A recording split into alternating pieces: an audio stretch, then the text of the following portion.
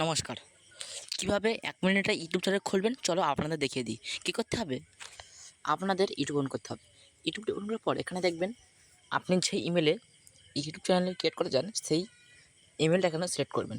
Select করার পর তো এখানে দেখবেন ক্রিয়েট আ চ্যানেল, এখানে ক্লিক করবেন। ক্লিক করে চলে আসবে।